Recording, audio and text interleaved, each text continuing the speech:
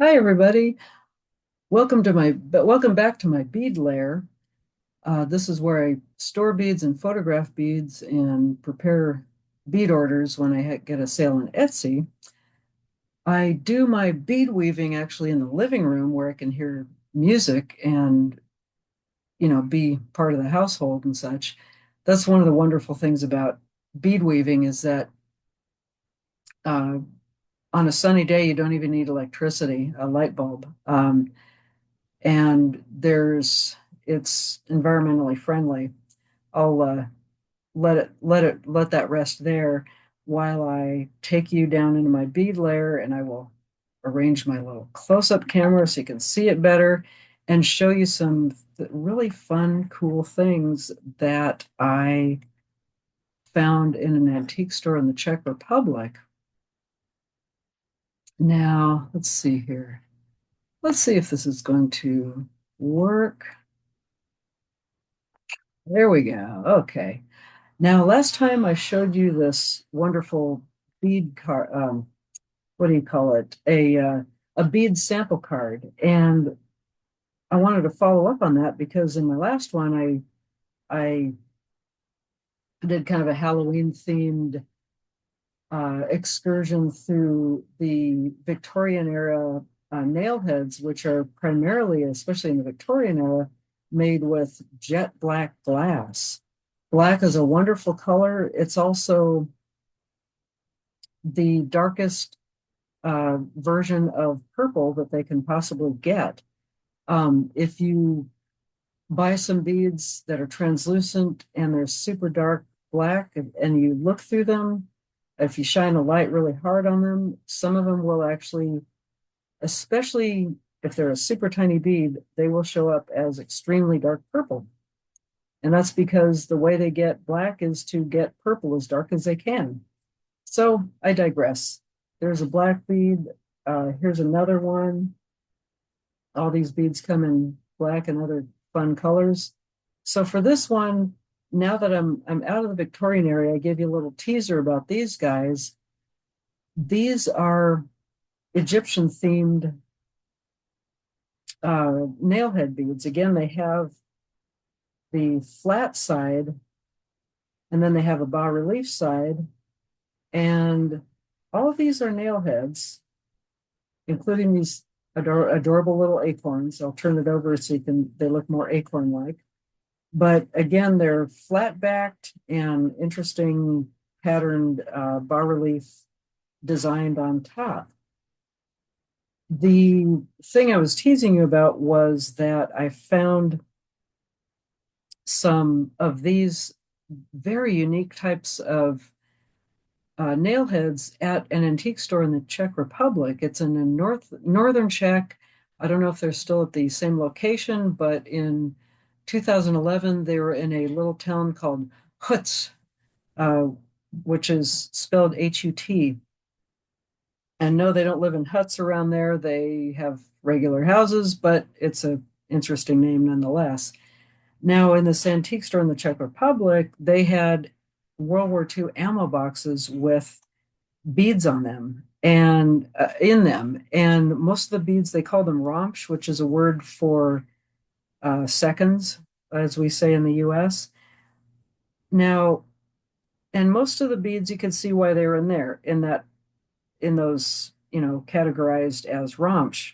However, I think between my friend and I, we bought about probably 3 kilos. And in the, let's see if I can get a light, better light on this here. Let's see here. Oh, okay, exposure. Okay,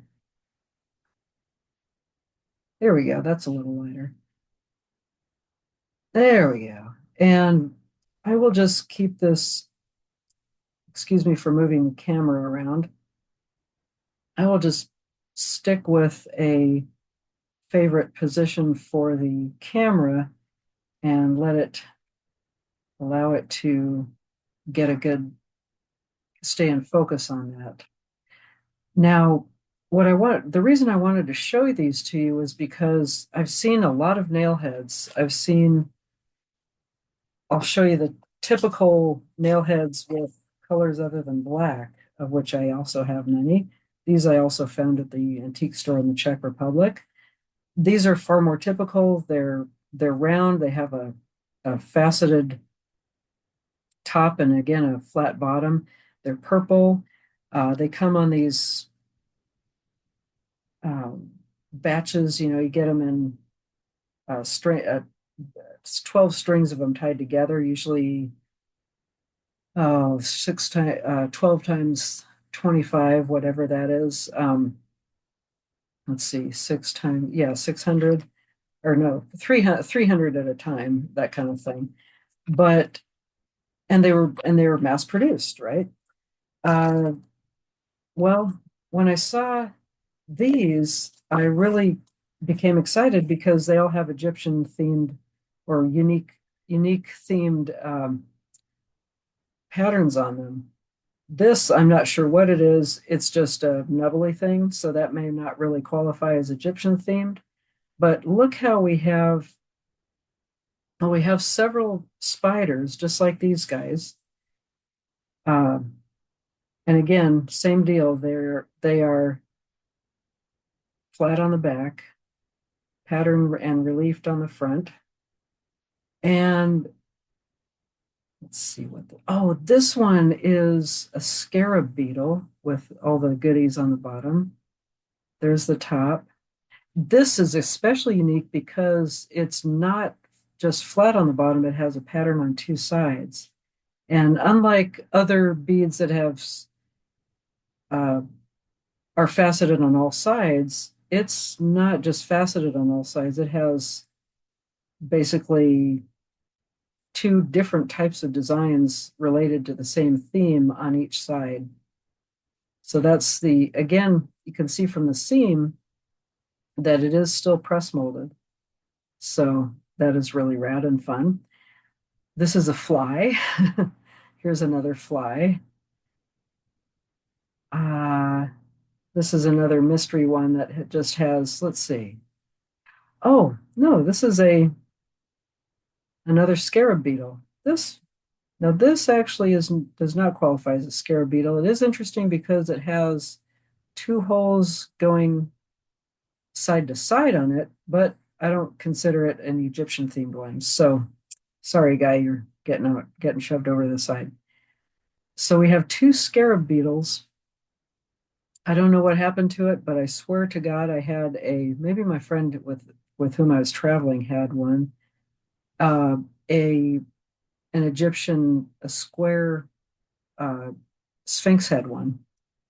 So two flies, and the rest of these are little salamanders, which are very fun. So just wanted to share that with you. I know that your time is valuable and you don't want to have me blabbering on endlessly about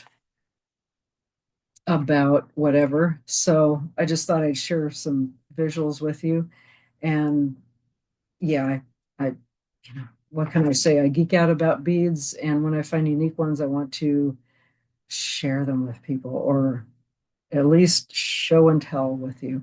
So thanks for joining me. If you like videos like this, please hit the like button, please hit the subscribe button, comment, leave me your comments.